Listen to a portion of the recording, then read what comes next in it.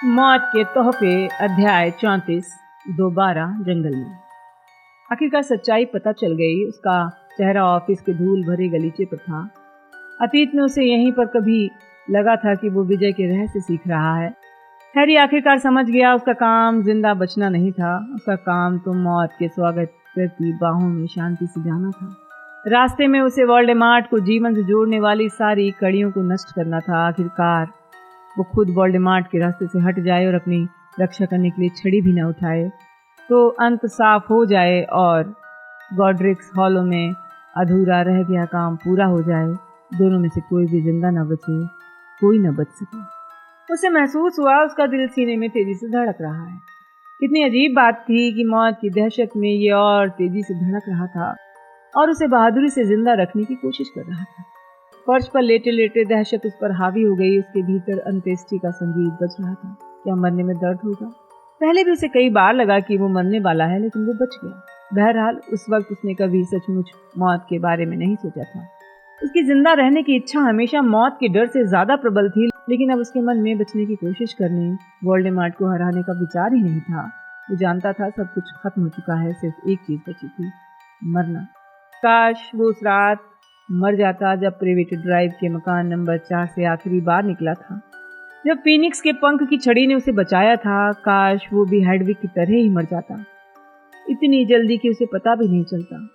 या फिर काश वो अपने किसी प्रियजन को बचाने के लिए छड़ी के सामने आ जाता। अब उसे अपने माता पिता की मौत से ईर्ष्या हो रही थी। शांति से अपनी मौत की तरफ बढ़ने के लिए अलग किस्म की बहादुरी की जरूरत होगी। उसने अपनी उंगलियां कांपती महसूस की। उसके पास कोई चारा नहीं था। उसने खुद को काबू करने की कोशिश की। दीवार पर लगी सभी तस्वीरें खाली थी। उसे कभी इस बात का एहसास क्यों नहीं हुआ था कि ये सब एक चमत्कार है। मस्तिष्क और हिम्मत और धड़कता दिल, ये सब चला जाएगा, या कम से कम इस शरीर से तो चला ही जाएगा। उसकी सांस धीमी और गहरी हो गई। उसका मुंह और गला पूरी तरह सूख गया और उसकी आंखें भी। डंबलडोर का धोखा कोई बड़ी बात नहीं थी। जाहिर है ये एक योजना थी। हैरी को अब जाकर इस बात का एहसास हुआ कि वो इतना मूर्ख था कि इससे पहले समझ ही नहीं पाया। उसने कभी अपनी इस धारणा पर सवाल नहीं किया था कि डंबलडोर उसे जिंदा रखना चाहते थे। अब उसे समझ में आया था उसका जीवन सिर्फ इस बात पर निर्भर था कि उसे सभी होर्क्रक्सों को खत्म करने में कितना वक्त लगेगा। डंबलडोर ने उन्हें नष्ट करने का काम उन्हें सौंपा था। उनके आदेश का पालन करके वो उन सभी बंधनों को तोड़ रहा था जो न सिर्फ वोल्डेमॉर्ट को बल्कि उसे भी जिंदगी से जोड़े हुए थे। कितना साफ सुथरा, कितना बढ़िया तरीका था कि दूसरों की जान जोखिम में न डाली जाए, बल्कि खतरनाक काम उस लड़के को दिया जाए जिसे पहले ही बलि के लिए चुना गया है। उस लड़के को जिसकी मौत से कोई नुकसान नहीं होगा, बल्कि जो वोल्डेमॉर्ट के लिए खतरा होगी। डंबलडोर जानते थे कि हैरी इससे बचने की कोशिश नहीं करेगा। वो जानते थे वो अंत तक चलता रहेगा, भले ही ये उसका अंत हो। वे इस बात को जानते थे क्योंकि उन्होंने उसे समझाने की जहमत उठाई थी। डंबलडोर जानते थे ठीक उसी तरह जिस तरह वोल्डेमॉर्ट जानता था कि हैरी अपनी खातिर किसी को मरने नहीं देगा, बशर्ते उसे पता हो कि इसे रोकना उसके हाथ में है। बड़े हॉल में फ्रेड, ल्यूपिन, टोंक्स की लेटी लाशों की छवियां उसके दिमाग में आई। एक पल के लिए वो मुश्किल से सांस ले पाया। मौत बेचैन थी, लेकिन डंबलडोर ने उसकी क्षमता को जरूरत से ज्यादा आंक लिया। वो पूरी तरह कामयाब नहीं हो पाया था। सांप बच गया था। हैरी के मरने के बाद भी एक होर्क्रक्स वोल्डेमॉर्ट को जमीन से जोड़े था। वैसे इस काम को कोई दूसरा आसानी से कर लेगा। उसने सोचा इसे कौन करेगा। जाहिर है रॉन और हरमाइनी जानते थे उन्हें क्या करना है। शायद इसीलिए डंबलडोर ये चाहते थे कि वो उन्हें हर बात बताए, ताकि अगर वो कुछ जल्दी ही अपनी नियति तक पहुंचे तो वो इस काम को आगे जारी रख सकें। ठंडी खिड़की पर बारिश की बूंदों की तरह ये विचार स्पष्ट सच्चाई की सख्त सतह से टकराए। मुझे मरना होगा, इसे खत्म करना होगा। रॉन हरमाइनी जैसे बहुत दूर थे, किसी दूर दराज के देश में। उसे महसूस हुआ जैसे वो बहुत पहले से उनसे जुदा हो गया है। उसने दृढ़ संकल्प कर लिया, कोई अलविदा, कोई स्पष्टीकरण नहीं। ये एक ऐसी यात्रा थी जो वो एक साथ नहीं कर सकते थे। वो उसे रोकने की कोशिश करेंगे, उसका कीमती वक्त बर्बाद होगा। उसने अपनी घिसी पिटी सुनहरी घड़ी को देखा जो उसे 17 साल का होने पर मिली थी। उसे सौंपने के लिए वोल्डेमॉर्ट द्वारा घोषित युद्ध विराम का आधा घंटा खत्म हो गया था। वो उठकर खड़ा हो गया। ऑफिस का दरवाजा बंद करते समय उसने पलट कर नहीं देखा। महल खाली था। इसमें अकेले चलते समय उसे भुतहा एहसास हो रहा था जैसे वो पहले ही मर गया हो। हर तरफ डरावनी खामोशी थी, जैसे महल की सारी बची कुची जिंदगी बड़े हॉल में हो जहां लाशें और रोने वाले लोग मौजूद थे। हैरी ने अपना अदृश्य चोगा डाला और उतरने लगा। आखिरकार वो प्रवेश हॉल में जाने वाली संगमरमर की सीढ़ियों से नीचे जाने लगा। उसका एक बहुत छोटा हिस्सा उम्मीद कर रहा था कि कोई उसकी उपस्थिति को भांपेगा, देखेगा, रुकेगा, लेकिन चोगा हमेशा की तरह आदर्श और दोष रहित था। हैरी आसानी से सामने वाले दरवाजे तक पहुंच गया। तभी वो नेविल से टकराते टकराते बचा। नेविल किसी के साथ मैदान से एक लाश उठाकर ला रहा था। हैरी ने नीचे देखा और उसे पेट में एक झटका महसूस हुआ। नाबालिग कॉलिन क्रीवी जरूर चोरी से महल में छुपा होगा, जैसे मेलफॉय, क्रैब और गोयल ने किया था। मरने के बाद वो बहुत छोटा दिख रहा था। सुनो, मैं उसे अकेला संभाल सकता हूँ नेविल, ओलिवर वुड ने कहा और कॉलिन को कंधे पर उठाकर बड़े हॉल में ले गया। नेविल दरवाजे की चौखट से एक पल टिका रहा। अपने हाथ के पिछले हिस्से से माथा पोंछने लगा। वो किसी बूढ़े आदमी की तरह दिख रहा था। और फिर दोबारा सीढ़ियां उतरकर दूसरी लाशों को लेने के लिए अंधेरे में चल दिया। हैरी ने बड़े हॉल के दरवाजे को पलट कर देखा। चारों तरफ लोग चल रहे थे, एक दूसरे को तसल्ली देने की कोशिश कर रहे थे। उसे अपने प्रियजन नहीं दिखे। हरमाइनी, रॉन, जिनी, ये वीजली परिवार से कोई नहीं दिखा। वो सीढ़ियां उतरकर बाहर अंधेरे में पहुंच गया। सुबह के लगभग 4 बज गए थे। मैदान में मौत जैसी खामोशी थी, जैसे सभी अपनी सांस रोककर इंतजार कर रहे हैं कि क्या वो उस काम को कर सकता है जो उसे करना है। हैरी नेविल की ओर बढ़ा, जो एक लाश पर झुका था। नेविल, ओ हैरी, तुमने मुझे डरा ही दिया था। मुझे हार्ट अटैक होते होते बचा है। हैरी ने अपना चोगा उतारा। उसके मन में न जाने कहां से विचार आया। वो इसे पूरी तरह पक्का करना चाहता था। तुम अकेले कहाँ जा रहे हो? नेविल ने शंका से पूछा। ये सब योजना का हिस्सा है, मुझे कुछ करना है। सुनो नेविल। हैरी, नेविल अचानक डरा हुआ दिखने लगा। हैरी, कहीं तुम खुद को उसके हवाले तो नहीं करने जा रहे? नहीं, हैरी ने आसानी से झूठ बोल दिया। जाहिर है नहीं, दूसरा काम है, लेकिन मैं कुछ समय तक ओझल रह सकता हूँ। तुम वोल्डेमार्ट के सांप के बारे में जानते हो नेविल? उसके पास एक बड़ा सांप है, उसका नाम नगीनी है। उसे मारना है। रॉन और हरमाइनी ये बात जानते हैं, लेकिन अगर वो इस संभावना की भयंकरता उस पर एक पल के लिए हावी हुई, जिस वजह से बात करना संभव हो गया। लेकिन उसने फिर खुद को संभाला और कहा, यह अनिवार्य है, उसे डम्बलडोर की तरह होना चाहिए। उसने अपने दिमाग को ठंडा रखकर ये पक्का कर लिया कि विकल्प मौजूद हों और दूसरे लोग ये काम कर सकें। मरते समय डम्बलडोर जानते थे कि 3 लोग अब भी होर्क्रक्स के बारे में जानते थे। अब नेविल भी हैरी की जगह पर आ जाएगा। अब 3 लोगों को ये रहस्य मालूम होगा। अगर वो किसी कारण व्यस्त हों और तुम्हें मौका मिल जाए तो सांप को मार डालना। सांप को मार डालना, हैरी ने दोहराया। ठीक है हैरी, तुम ठीक तो हो? मैं ठीक हूँ। लेकिन जब हैरी ने आगे बढ़ने की कोशिश की तो नेविल ने उसकी कलाई पकड़ ली। हम लड़ रहे हैं हैरी, तुम ये बात जानते हो? हाँ, मैं दमघोटू भावना के कारण उसका वाक्य अधूरा रह गया। वो आगे कुछ नहीं बोल पाया। नेविल को ये अजीब नहीं लगा। उसने हैरी का कंधा थपथपाया, उसे छोड़कर दूसरी लाशों की खोज में चल दिया। हैरी ने दोबारा चोगा ओढ़ लिया, चलने लगा। और कोई भी पास चल रहा था। ये आकृति जमीन पर लेटी हुई एक आकृति पर झुकी थी और उससे कुछ फुट दूर पहुंचने पर उसे एहसास हुआ वो जिनी है। वो रुक गया। वो एक लड़की पर झुकी थी जो अपनी माँ को याद कर रही थी।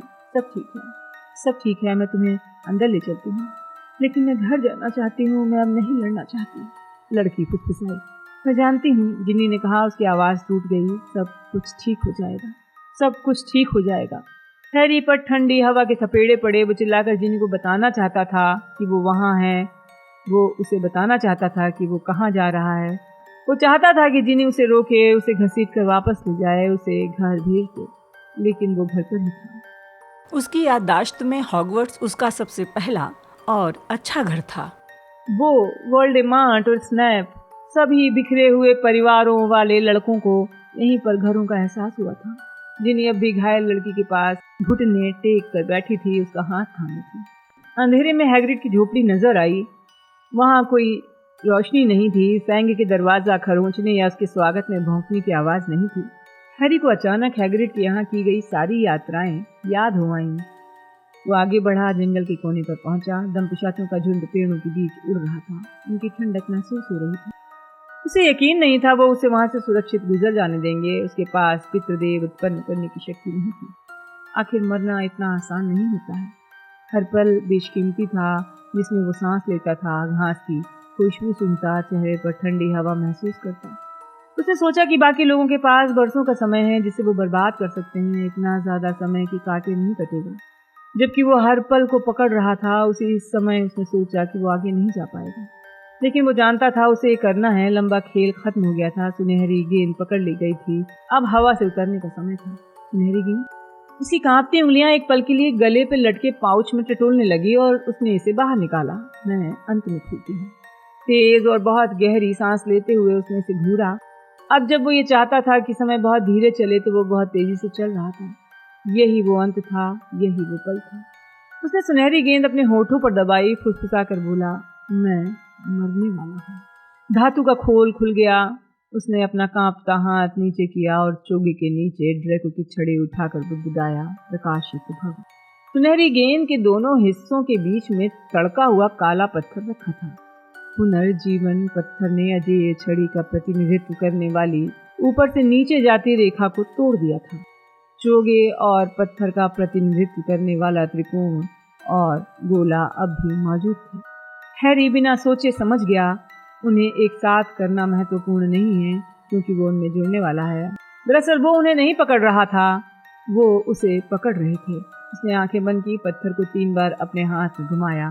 वो जान गया कि ये हो गया है, क्योंकि उसने अपने चारों तरफ हल्की हलचल सुनी। ऐसा लगा जैसे कमजोर शरीरों ने मिट्टी और टहनी भरे मैदान में पैर हिलाए हों। जो जंगल के बाहरी किनारे पर था, उसने आंखें खोलकर चारों तरफ देखा। ना तो वो भूत थे, ना जीवित इंसान। वो बहुत हद तक उस रिडल की तरह दिख रहे थे जो बहुत समय पहले डायरी से बाहर निकला था, जो लगभग ठोस था। जीवित शरीरों से कम ठोस, लेकिन भूतों से ज्यादा। वो उसकी और आगे बढ़े और हर चेहरे पर प्रेम पूर्ण मुस्कान थी। जेम्स, हैरी जितने ही लंबे थे, वो वही कपड़े पहने थे जिनमें वो मरे थे। उनके बाल बिखरे हुए और उलझे थे। मिस्टर वीजली की तरह ही उनका चश्मा एक तरफ झुक गया था। सीरियस ज्यादा लंबा और आकर्षक था। हैरी ने आज से पहले उसे इतना युवा नहीं देखा था। उसका आरामदेह आकर्षण साफ झलक रहा था। उसके हाथ जेब में थे, चेहरे पर मुस्कान थी। ल्यूपिन ज्यादा युवा और कम गंदे दिख रहे थे। उनके बाल ज्यादा मोटे और काले थे। वो इस परिचित जगह पर खुश नजर आ रहे थे जहां वो किशोरावस्था में इतना घूमे थे। लिली की मुस्कान सबसे चौड़ी थी। हैरी के करीब आते समय लिली ने अपने लंबे बाल पीछे झटके।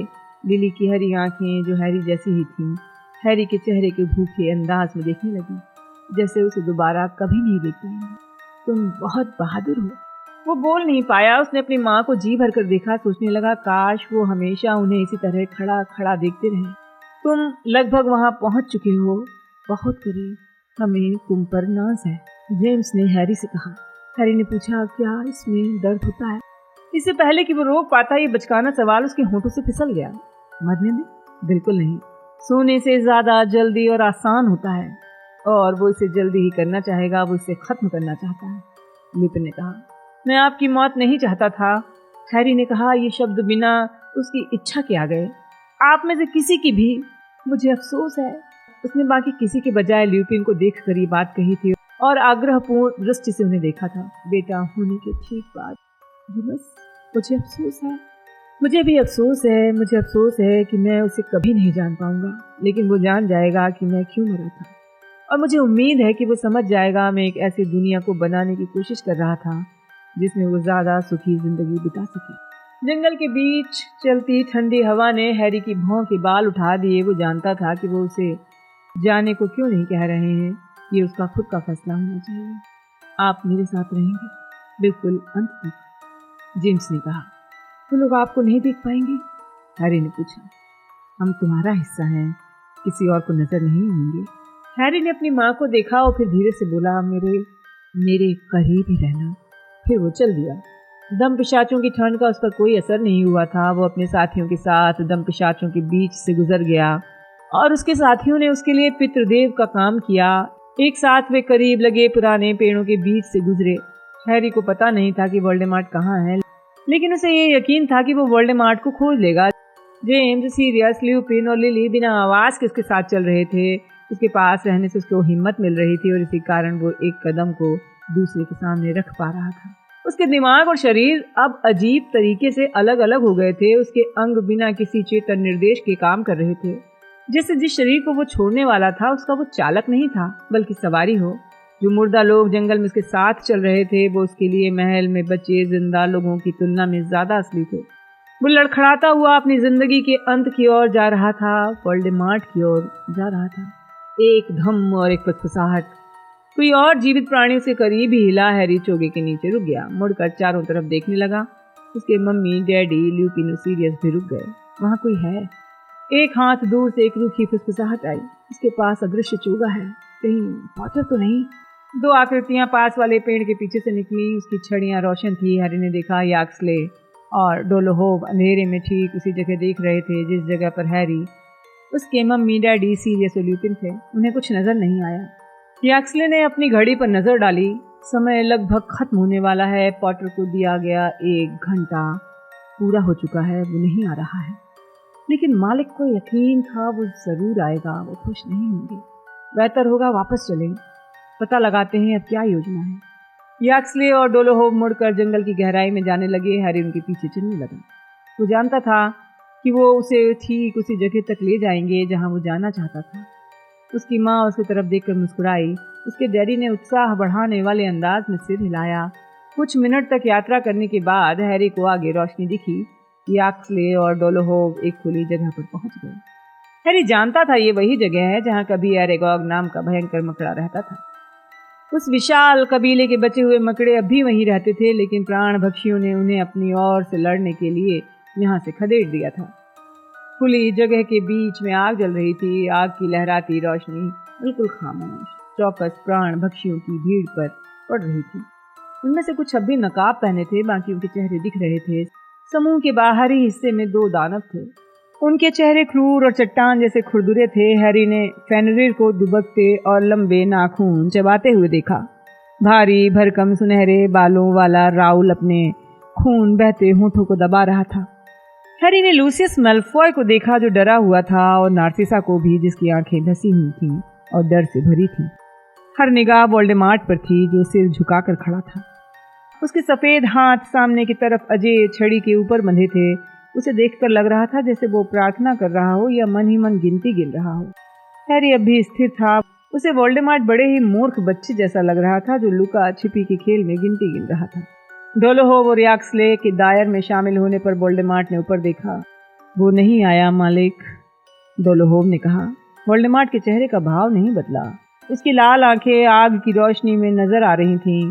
धीरे धीरे उसने अपनी लंबी उंगलियों के बीच अजय छड़ी को उठाया। मालिक, वोल्डेमॉर्ट के सबसे करीब बैठी बेलाट्रिक्स बोली। उसके बाल बिखरे थे, उसके चेहरे पर खून दिख रहा था, लेकिन इसके अलावा उसे कोई नुकसान नहीं हुआ था। मैंने सोचा था कि वो आएगा। मुझे उम्मीद थी कि वो आएगा। कोई नहीं बोला, वो भी हैरी जितने डरे थे, जिसका दिल अब उसकी पसलियों पर इतनी तेजी से उछल रहा था जैसे उस शरीर से दूर चला जाना चाहता हो जिसे वो छोड़ने वाला था।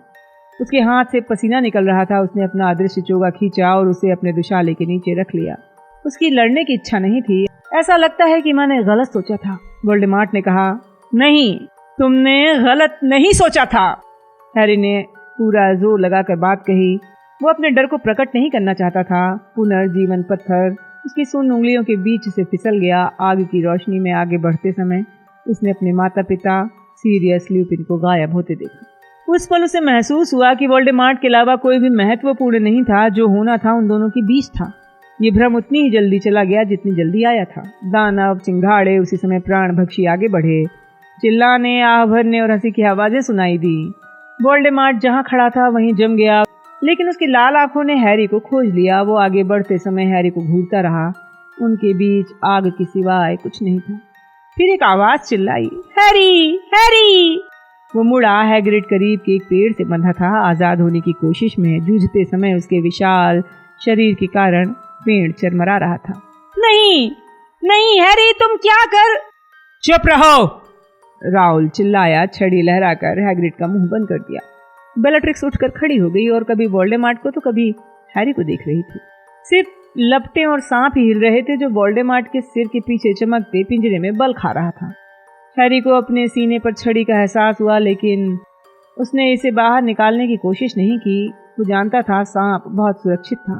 वो जानता था कि अगर उसने अपनी छड़ी नगीनी पर तान दी तो भी उसके शाप देने से पहले 50 शाप उसे पड़ जाएंगे। अब भी वोल्डेमॉर्ट और हैरी एक दूसरे को देख रहे थे। उसके बिना होठों के मुंह पर बेरहम मुस्कान आ गई। उसने अपने सामने खड़े लड़के को तौला। हैरी पॉटर, उसने बहुत धीमी आवाज में कहा। वो लड़का जो जिंदा बच गया। एक भी प्राण पक्षी नहीं हिला, वो इंतजार कर रहे थे, हर चीज इंतजार कर रही थी। हैग्रिड जूझ रहा था, बेllatrix हाँफ रही थी। वोल्डेमॉर्ट ने अपनी छड़ी ऊंची कर ली। किसी उत्सुक बच्चे की तरह उसका सिर अब भी एक तरफ को था, जैसे सोच रहा हो कि आगे बढ़ने पर क्या होगा। हैरी ने मुंह को हिलते देखा और हरी रोशनी को चमकते देखा और फिर हर चीज गायब हो गई।